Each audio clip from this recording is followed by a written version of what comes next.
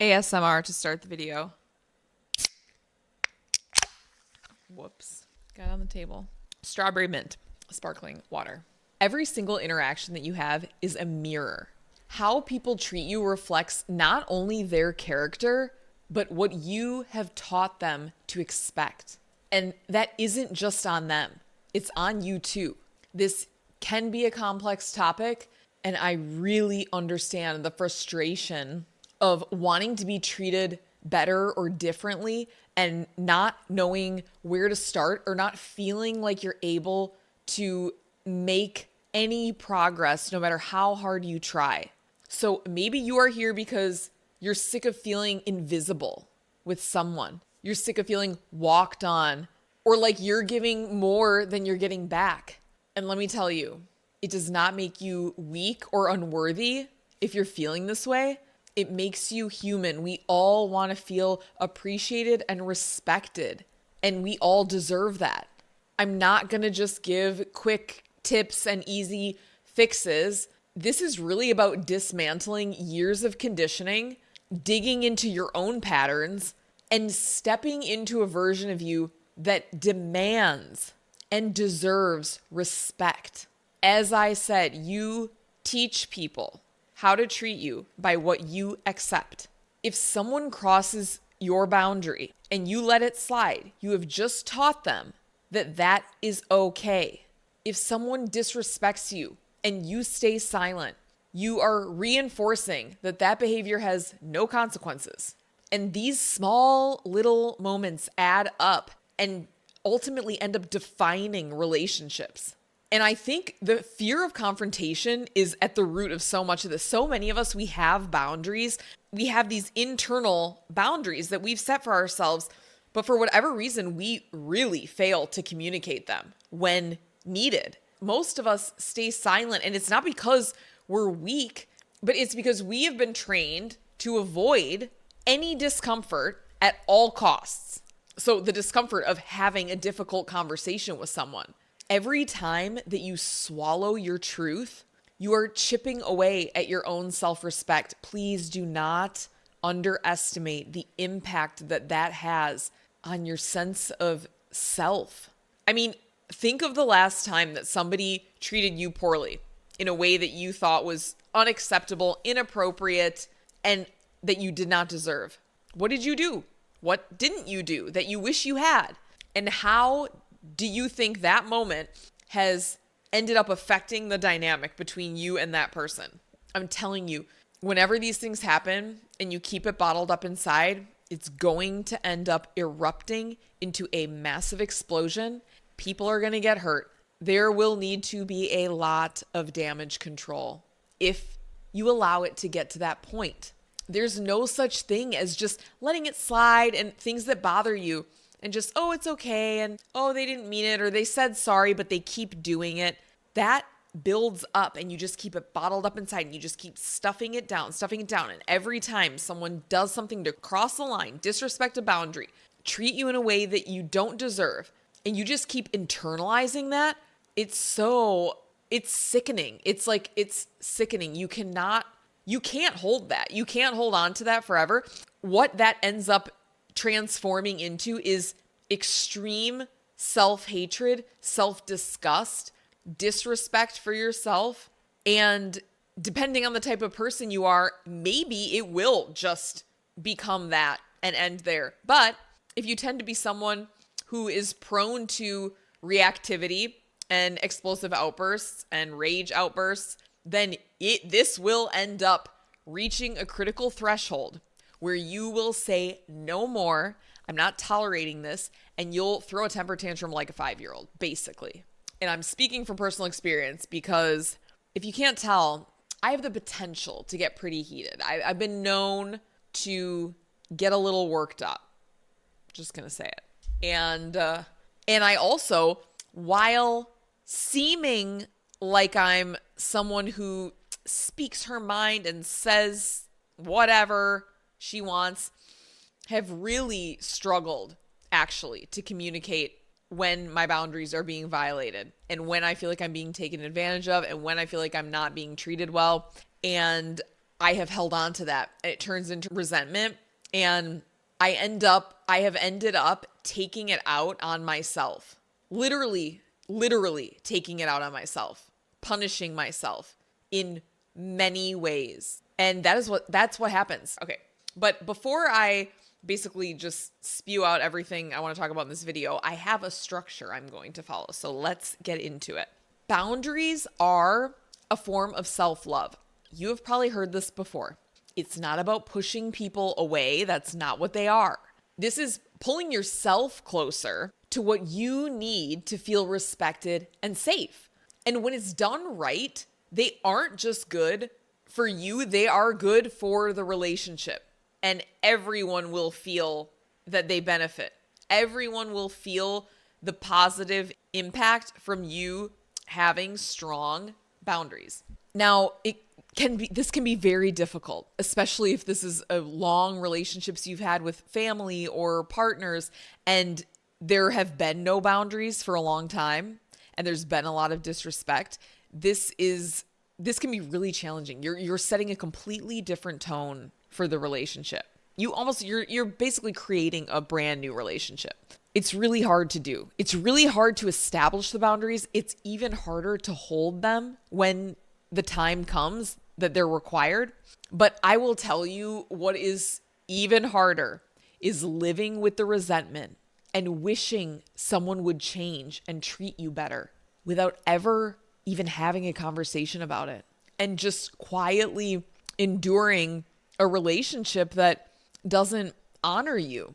And there are so many, I think a lot of people don't even realize that when certain boundaries are being violated. And so if you're not aware that a boundary of yours is being crossed, how can you have a conversation about it? How can it ever change?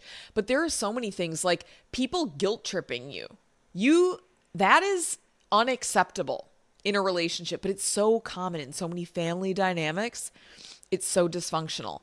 Guilt tripping, just dismissiveness, dismissing you, or someone downplaying your emotions when you're feeling a certain way and just telling you, but even what people do to children, quit crying about it. There's nothing to cry about. There's nothing to be sad about. But basically people just constantly invalidating your experience. That that a boundary is being violated, by the way, by how it makes you feel inside your body. How does it feel? If someone says something that just makes you feel like you kind of feel like sick or just, the feeling, right? When someone like insults you or says something mean, it's like that feeling when someone crosses a boundary. That is how no matter what your mind tries to do to rationalize, like, oh, it's not that big of a deal. It's not that big of a deal. Your body knows whether or not you're being treated well. Your body's way more intelligent than your brain. The truth is, however, that the way that people will treat you is an extension of how you treat yourself. If you don't take yourself seriously, why would anyone else? So there are subtle forms of disrespect toward yourself, like staying in relationships that drain you, like putting your needs last behind everyone else's, like tolerating toxic environments. These all send unconscious signals to other people. So here's a question for you.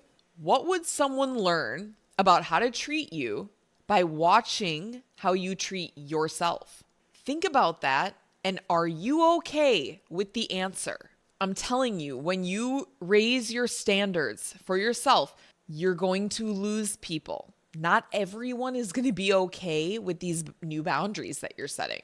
They're really not. Some people are only in your life because they benefit from your lack of boundaries. But you will find out really fast who those people are. The key to maintaining boundaries is responding to other people and not reacting. This is so important when you're setting boundaries to not be reactive. You need to remain calm. You need to be able to manage your emotions and be able to present yourself with a clear mind. Inevitably, people will try to push back and they'll try to manipulate, and it will be triggering. But you have to be able to regulate yourself. whether you're just taking deep breaths, whether that means you need to excuse yourself for a few moments to really gather yourself. If you have the time, journaling to process your emotions can be helpful. I almost never do it anymore. I used to be much more into journaling. I'm just not anymore. If it works for you, do it. Sometimes you don't have the time. Also, sometimes these things are just happening in real time and you can't go pull out your journal and process. But you do need to develop ways to process emotions without spiraling. Reclaiming your power isn't just about self-respect. This is about alignment from a spiritual perspective. The more that you honor yourself, the more that you will attract relationships that reflect that. There are so many lies that we've been told about relationships, and we must dismantle them. We've been taught that being easygoing makes you likable, that putting yourself first is selfish, and that staying quiet is going to keep the peace. These are lies. And I'm going to give a couple of examples. One is just that I have been told for so much of my life that I'm extremely selfish by certain people because I prioritize myself and I prioritize how I feel, how I want to feel, what I know is right for me, what I know is going to be supportive for me. And I reject things that I know I don't want to tolerate and that I know are going to be damaging and that I know are going to make me feel bad. I am not going to participate in relationships with people, interactions with people who don't make me feel good. And I know a lot of people may feel differently. I know people who, when I've had discussions with them about needing to set boundaries with certain other friends, and they'll say, yeah, they just make excuses and that's just the way they are. And but they're your blah, blah, blah, or but we've been friends forever and that's just the way they are. And no, thanks. Not for me. I'm not.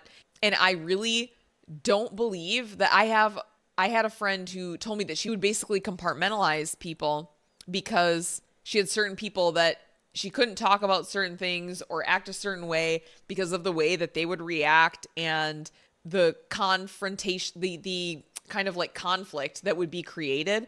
And so then she decided, okay, I have to act a certain way around this person and a certain way around this person and a certain way around this person.